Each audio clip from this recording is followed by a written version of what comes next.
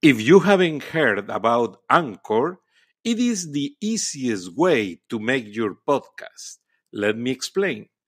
It is free, and you can do everywhere you have an internet connection, from your cellular phone, from your laptop, or from your tablet. It's free. There is creation tools that allow you to record and edit your podcast right from your phone or your computer.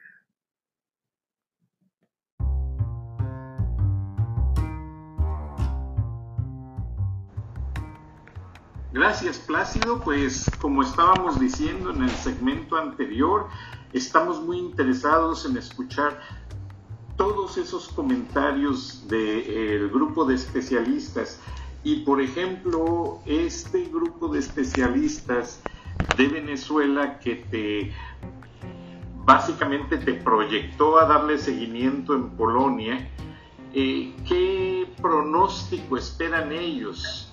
No solo del gobierno del presidente López Obrador, sino tú mencionabas a los reservistas, a la gente retirada de las Fuerzas Armadas, y dices que en México no se manejan de la misma manera, pero ¿qué ven ellos en las Fuerzas Armadas en México, especialmente cuando muchos del Estado Mayor Presidencial, muchos de la Policía Federal fueron integrados automáticamente a la Guardia Nacional? ¿Hay alguna parte de esos análisis que estén tocando ese tema? Sí, mira, voy a ser muy específico porque tu pregunta es muy específica. La Guardia Nacional, yo le llamo un poco irreverentemente, porque al fin y al cabo la columna que me publican los medios todos los días se llama irreverente. Entonces esto que voy a decir quizás suene muy irreverente, pero pues ese es el nombre de mi columna. Yo no le llamo la Guardia Nacional, yo le llamo la Guarida Nacional. ¿La guarida de quién? De un señor que se apellida Durazo, que es el jefe de este cuerpo de seguridad. Y para mí es su guarida porque, en primer lugar, Durazo no conoce, realmente no es un especialista en materia de seguridad. Imagínate, él fue secretario particular de un priista que se llamó Luis Donaldo Colosio. Fue secretario particular de Fox, un presidente panista. Fue secretario particular en el gobierno de Ernesto Zedillo, otro priista. O sea, no ha pasado de ser secretario particular de presidentes y de candidatos a la presidencia. Pero de seguridad sabe lo que tú y yo sabemos de astrofísica. Es la verdad. ¿Por qué está ahí como jefe de la Guarida Nacional? Porque López Obrador, yo no sé qué pensó que podría aportarle una persona como él en un puesto tan delicado, porque pues uno de los máximos temas delicados de México es la seguridad, los otros son la educación y la salud. La economía ni la menciono porque lo engloba todo. Pero fíjate lo que sucedió con la Guarida Nacional. Digo que es la Guarida Nacional porque Durazo le ha pedido al presidente López Obrador, lo sé de muy buena fuente, le ha pedido 3 veces que lo releve del cargo, porque lo que él quiere es irse a competir por la gubernatura de su estado natal, que es Sonora. Él es de Sonora, y va a haber elecciones para gobernador en el 2021, entonces lo que él quiere es ya irse y dedicarse a su campaña para retirarse y jubilarse siendo gobernador de Sonora. Que falta que gane, porque el PAN está fortísimo allá en Sonora, pero él ya lo que quiere es tirar el arpa e irse a la campaña para gobernar Sonora, y ya no quiere seguir en la Guardia Nacional. Por eso digo yo que es la Guarida Nacional. Fíjate cómo se integra la Guarida Nacional. Esta fuerza se integra por decreto no creas que por decreto de una ley, porque López Obrador así lo pidió, y en México nos estamos acostumbrando a sus manazos en la mesa, ordenando que se hagan cosas tan absurdas como esta que te voy a platicar. Había en México la famosa Policía Federal. Esa Policía Federal estuvo varios sexenios, y todos los elementos de la Policía Federal fueron obligados a integrarse como elementos de la Guardia Nacional. El problema es que los obligaron a ello, cambiándolos de rango, cambiándolos de sueldo, cambiándolos de ciudad, alejándolos de sus familias, y se generó una inconformidad brutal, porque se dieron cuenta de que los estaban obligando a irse a lugares en donde no había ni siquiera cuarteles. Entonces la Guardia Nacional se integra con los elementos que eran de la Policía Federal, pero no los tomaron en cuenta, sino que los obligaron a que dejaran de formar parte de una fuerza para integrar otra. Entonces ya desde ahí ya empezamos mal, porque no están convencidos, no están haciendo su trabajo contentos, están desligados de sus familias, unos están ganando menos que otros, no tienen dónde dormir, los cuarteles generales son un remedio. Yo acabo de visitar uno en la frontera allá en Tijuana, en donde eran oficinas del SAT, el Sistema de Administración Tributaria. Le cambiaron el nombre a la fachada, le cambiaron los colores y lo convirtieron en cuartel de la Guardia Nacional cuando estaba habilitado como oficina, hazme el favor. Entonces, ahí hay un problema. Y ese problema es el hecho de que la Guardia Nacional no tiene una estrategia para poder atacar el problema de raíz de la inseguridad en México. No hay un nivel de coordinación entre la Guardia Nacional y las policías de los estados y de los municipios. Menos lo hay con el ejército y con la marina. O sea, se cuenta que están totalmente fragmentados. Entonces, el problema es que con un nivel de operación tan ineficaz en materia de seguridad, por lo que te acabo de explicar, pues es muy difícil que se puedan obtener resultados, porque los elementos no están contentos, los elementos están inconformes, no se están coordinando con las fuerzas estatales, ni con las fuerzas municipales, ni con el ejército, ni con la marina. Entonces, sí me hicieron la pregunta los reservistas militares de Venezuela respecto a cómo está tomando todo esto el ejército mexicano. Y yo les dije lo que mis análisis han determinado. El ejército mexicano le es leal al comandante supremo de las Fuerzas Armadas en México. Y el comandante supremo de las Fuerzas Armadas en México es el presidente de la... Hay que reconocerlo, hay una lealtad a rajatabla por parte de los militares mexicanos hacia el presidente. Yo no noto ningún brote de inconformidad en el ejército, es la verdad, Frank, no lo noto. Y la versión que circuló en agosto, septiembre del año pasado del golpe de Estado, tú te acuerdas de eso, ¿no? Que de repente se empezó a hablar de un golpe de Estado en México. ¿Sí sabes quién fue el que sacó esa información? El propio presidente. O sea, López Obrador en una de las mañaneras, en otra más de sus ocurrencias, mencionó el golpe de Estado. Él se imaginó, quién sabe de dónde, que se estaba fraguando un golpe de Estado por parte de los conservadores, de los neoliberales, de los fifís, de los ricos, de los cacas. Así, porque así se expresa él. Y perdón por mi expresión, pero así se expresa él. Pero ese golpe de Estado nada más existe en su mente, nada más existe en su estrategia populista. Porque yo te puedo decir, yo he hablado con mandos militares en casi todas las regiones de México, de verdad, en casi todas, y no he encontrado en uno solo el menor viso de rebelión, ni siquiera emocional, ni siquiera física. Y te voy a decir algo que un general retirado, un general de división retirado, me encantaría poderte decir el nombre. Yo sé, Frank, que a ti te gusta que suelte nombres, pero me encantaría decírtelo, pero él me lo pidió y en atención a su petición no voy a mencionar el nombre, pero es un general de división retirado el año pasado. Me dijo lo siguiente, textual, casi textual, me dice: mira, el día que un militar se acerque con un grupo rebelde que se oponga al presidente, ese militar va a ser un doble traidor. Va a traicionar al presidente y va a traicionar al grupo rebelde que lo está llamando. Mira, se me enchina el cuero nada más de decirte lo que te estoy diciendo, porque yo creo que no hay mayor lealtad que esa. O sea, lo que me dijo ese general, me dijo, mira, podrán decir misa y podrán decir que de repente cierto grupo rebelde, un grupo rebelde en México no es un grupo armado, porque el Ejército Zapatista de Liberación Nacional de allá de Chiapas, del subcomandante Marcos, mi querido Frank, es un remedo. Ese tipo es un actor.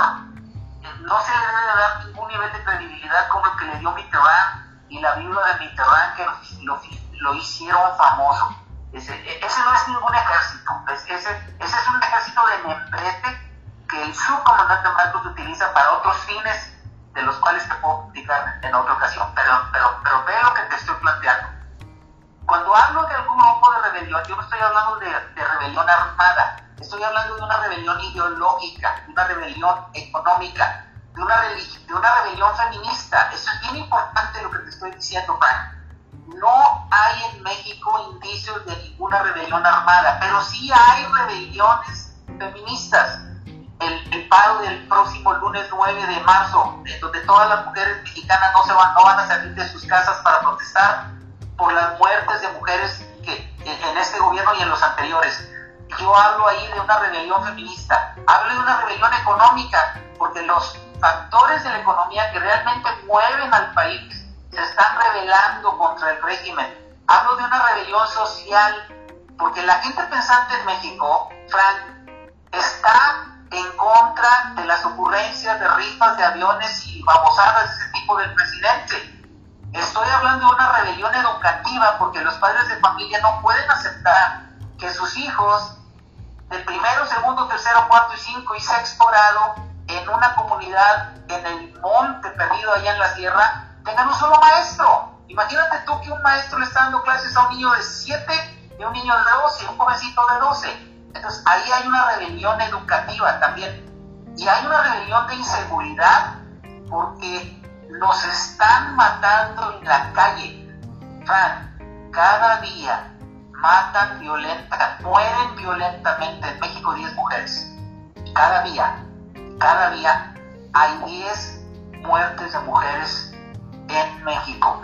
Entonces, no hay rebelión armada, pero hay rebelión social, hay rebelión educativa, hay rebelión de salud, porque no tenemos un control realmente de qué es lo que está pasando en México en materia de salud. Entonces, ese tipo de rebeliones pueden llegar a ser más devastadoras que una rebelión militar. Entonces yo les contesté a los venezolanos, a los militares en reserva, les digo, miren, hasta donde yo sé, hasta donde llegan mis análisis y consultas, y créanme, les dije, yo he hablado con generales en activo, yo no veo el mínimo indicio de una rebelión militar, de ninguna rebelión de armas, por lo que acabo de plantear. Cuando yo mencioné el caso de que si un militar se acerca a un grupo rebelde, yo ya expliqué a qué me refiero con rebelde. Rebelde en lo social, en lo económico, en salud, pero en las armas.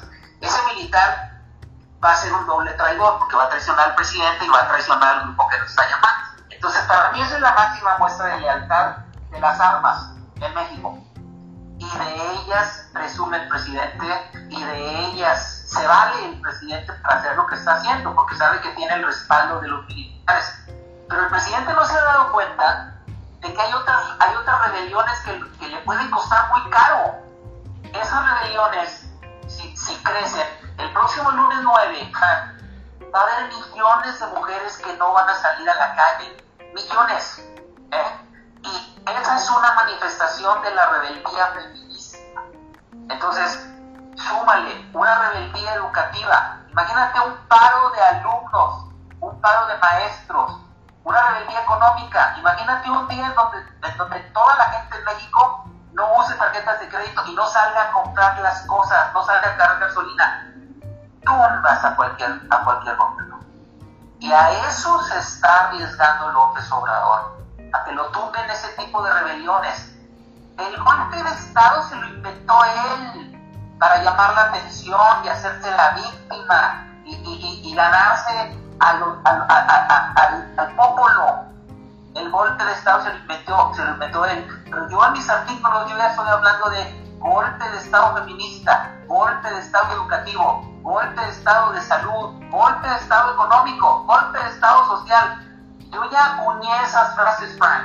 Ahorita tienes tú la primicia, porque te las estoy diciendo a ti antes de que yo las escriba en mis artículos. Y perdón si me extendí, Frank, pero pues yo creo que es importante saber, esa es una connotación que no está explotada del todo en los medios en México y creo que en Estados Unidos. Yo le llamo a eso el otro tipo de golpe de Estado, que va a ser más devastador que el de las armas. No sé qué opinas tú, Frank. No, pues realmente nos tiene admirados a todos y como te decía en el segmento anterior, los analistas sobre México de los medios en inglés están como que a la espera porque no ven una dirección clara de hacia dónde van las cosas. Ahora, el presidente pues ha confiado demasiado y ha delegado demasiado todas las cosas en un gabinete que siento yo que en lo económico y en la seguridad no le están respondiendo. Así es, no solamente no le responden, eso sería el menor de los daños, la están llevando en contra de lo que debe de ser, y aquí es un problema de falta de capacidad y es una falta de voluntad técnica científica, porque la única voluntad que existe es ideológico-político. Haz de cuenta que tenemos, en vez de un presidente, un primer sacerdote o un sumo sacerdote que les habla a sus acólitos o que les habla a sus monaguillos y les dicta el catecismo de lo que tienen que decir y repetir todos los días, hasta el cansancio. Acuérdate, la mentira que se repite varias veces se vuelve verdad. Es como el señor Goebbels en el régimen nazista, de los nazis, ¿no? Entonces, ya México, el problema es que México puede llegar a tomar varios rumbos. El primero es que se haga el país a la idea, el pueblo se haga la idea de que ese es el presidente que tenemos y ya nos fregamos. Pero yo creo que no va a pasar eso. Yo creo que existe una resistencia que se está incubando en los segmentos que te acabo de describir. Una resistencia que se va a manifestar en golpes de Estado, no de armas, quiero ser bien claro, en golpes de Estado educativos, sociales, de salud, en golpes de Estado económico, porque de verdad, el poder que tiene el gobierno, emanado de 30 millones de mexicanos que votaron por el actual presidente, se te puede volver cero, se puede volver totalmente cero si la resistencia que se está incubando en México, yo sí siento eso, que hay una resistencia que se está incubando en esos segmentos que te acabo de dar, y es bien fácil de poderte explicar que así se da. Imagínate tú que hay madres de familia ahorita que están viendo cómo sus hijos, enfermos de cáncer, no reciben el medicamento que deben de recibir. Acaba de presentarse un caso patético en un hospital de Pemex del estado de Tabasco, ¿sí? El estado de donde es originario López Obrador. En ese estado hay una clínica de Pemex. Esto es algo que se va a saber en las próximas horas, porque acaba de ocurrir. Se presentó una contaminación en los equipos que manejan la purificación de la sangre de los enfermos de los padecimientos renales, los famosos aparatos de donde de alguna manera se purifica la sangre cuando los riñones ya no están funcionando, ¿sí? Sí. Ese asunto que acaba de ocurrir en un hospital de Pemex en Tabasco nos da una idea del nivel de descuido que el gobierno actual está teniendo con el sistema de salud, porque ya se está hablando de una contaminación o por bacteria en el mal uso de esos equipos, o un medicamento que se les echó a perder, o simplemente que a la hora de que se manipuló el proceso mediante el cual se le ayuda a un enfermo de cuestiones renales, hubo un descuido en la parte médica. Entonces, ¿cómo puedes tú parar al familiar de una persona que ve que se está muriendo porque no recibe las medicinas que el gobierno debe darle a través de los sistemas de salud pública. No lo para nadie. ¿Cómo paras tú al padre de familia del hijo que tiene un mes de estar yendo a la escuela y no hay maestros porque andan haciendo paros en las vías de ferrocarril para protestar porque quieren que no se les quiten sus canonjías? ¿Cómo paras eso? O sea, es muy difícil. ¿Cómo paras tú una manifestación como la del próximo 9 de marzo, en donde las mujeres que están siendo violentadas en sus casas, en las escuelas, en los trabajos, por hombres que abusan de su fuerza, salen a la calle se van a quedar en sus casas, no van a salir a la calle para protestar porque el gobierno no está haciendo nada para atender a ese tipo de delitos? O sea, eso no lo para nadie, Frank.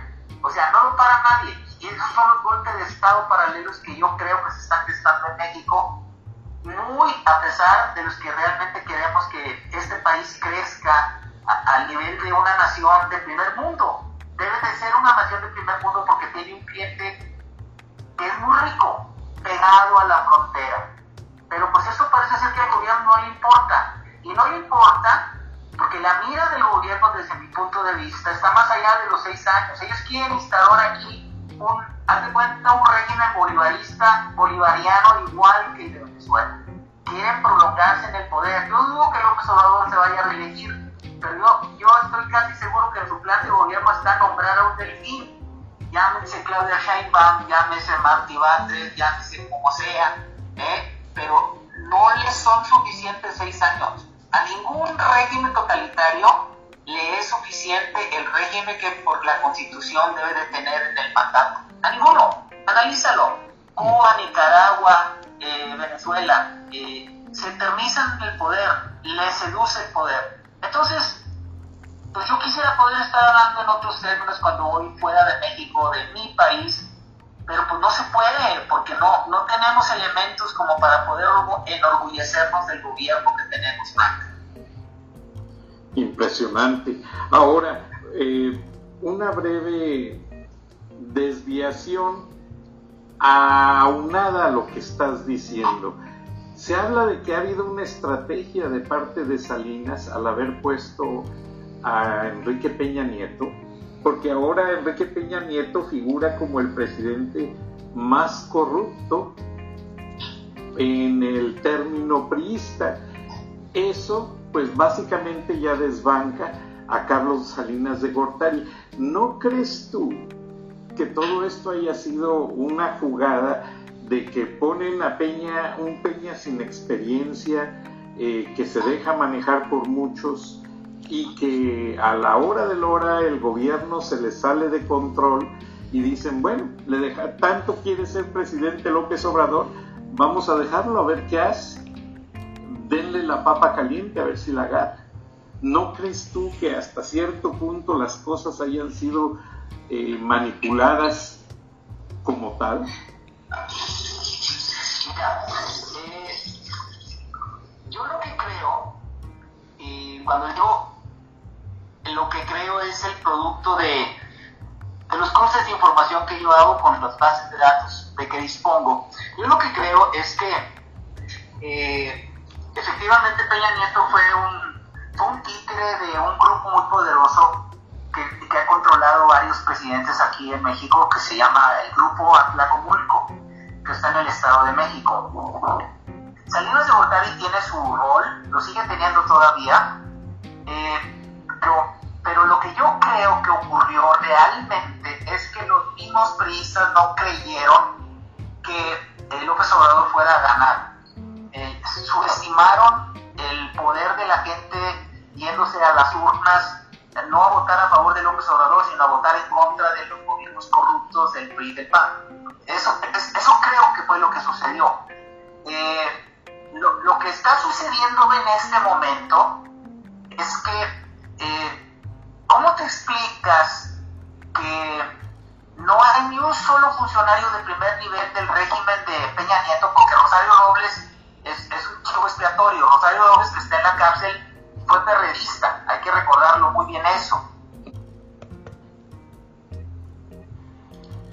Plácido, y básicamente sí reconozco perfectamente que mencionas que la gran cantidad de funcionarios, aparte de los gobernadores que ya dijiste que fueron encarcelados, pues muchos de ellos no han sido realmente juzgados, incluido el mismo Peña Nieto, no han sido investigados. Está un Lozoya detenido por la Interpol en España. ¿Qué pasa con todo esto? Bueno, mira, como te explicaba, yo creo que la mayor parte de los votos que se dieron en el 2018 por López Obrador fueron por las promesas que hizo de acabar con la corrupción y meter a la cárcel a los ladrones de la política mexicana. Entonces, no ha tocado ni con el pétalo de una investigación al mismo Peña Nieto, ni a Videgaray, ni a Aurelio Nuño, ni a Ruiz Esparza, que estuvo en la Secretaría de Comunicaciones y Transporte. Aurelio Nuño estuvo en Educación, Videgaray fue secretario de Hacienda y luego fue secretario de Relaciones Exteriores, ni a Osorio Chong, que fue su secretario de Gobernación durante casi todo el sexenio. O sea, no ha tocado a ninguno de ellos.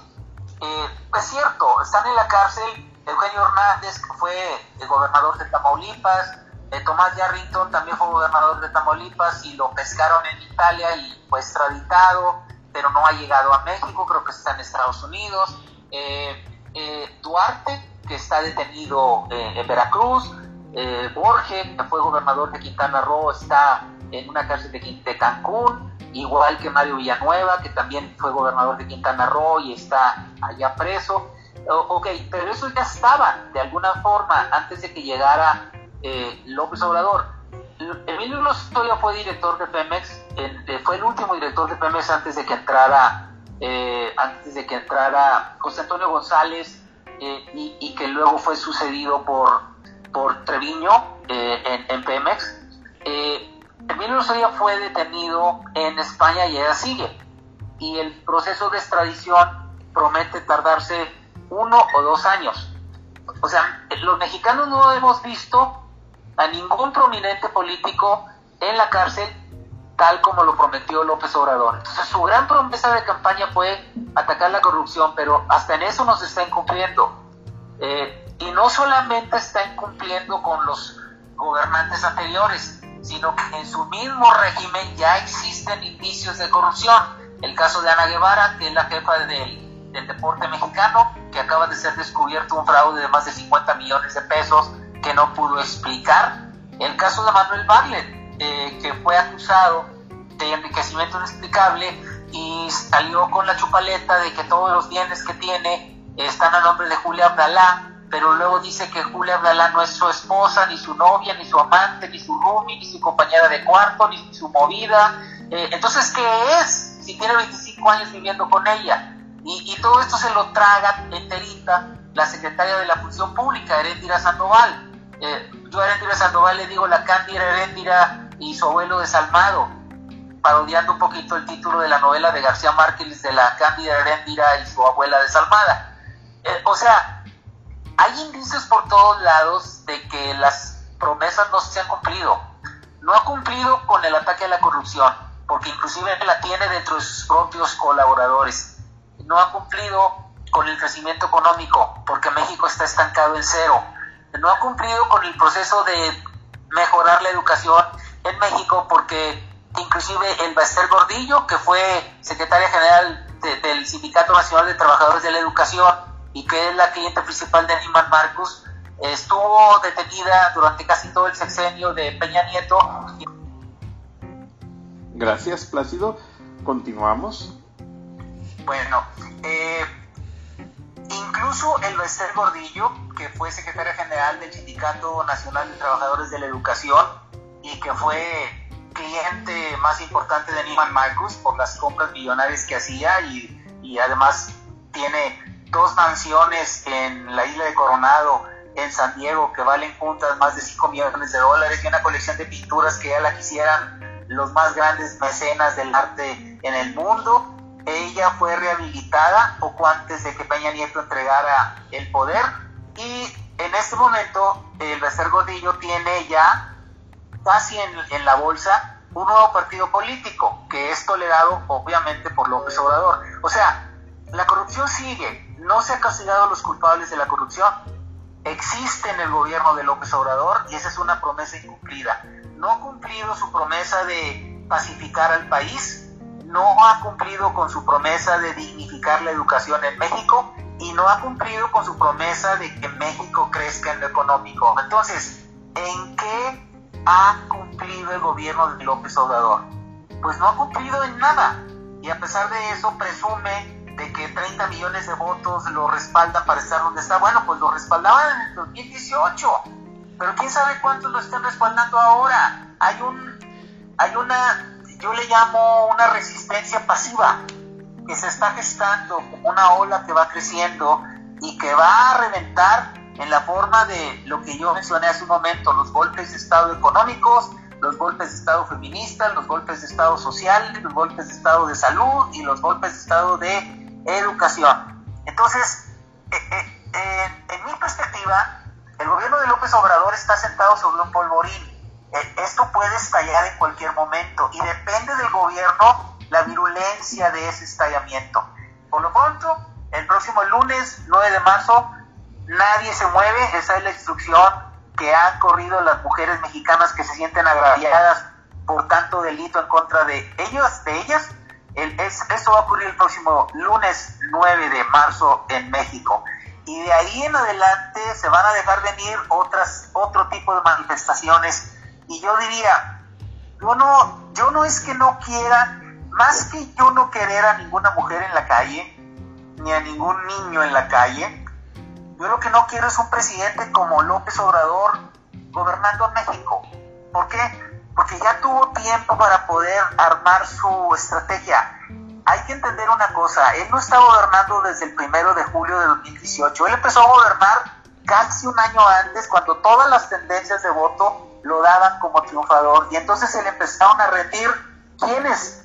Desde un año antes del 1 de julio de 2018 se le empezaron a rendir los partidos políticos, los sindicatos y, lo más triste, los empresarios, los más grandes empresarios, los oligopolistas. Se le empezaron a rendir.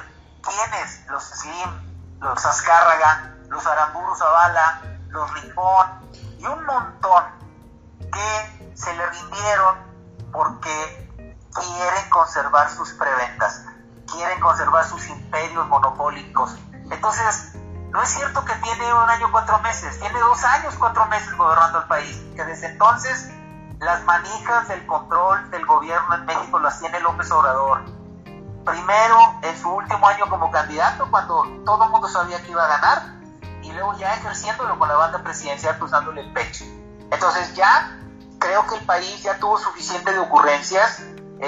Yo sí creo que va a ocurrir algo, pero cero, como se los dije a los venezolanos, y cero, como se los dije a los polacos, cero que tenga que ver con un levantamiento en armas. Insisto, el golpe de Estado lo inventó López Obrador para desviar la atención. No hay tal golpe de Estado de las armas, pero sí va a haber un golpe de Estado educativo, social, económico, de seguridad. Esos son golpes de Estado técnicamente hablando.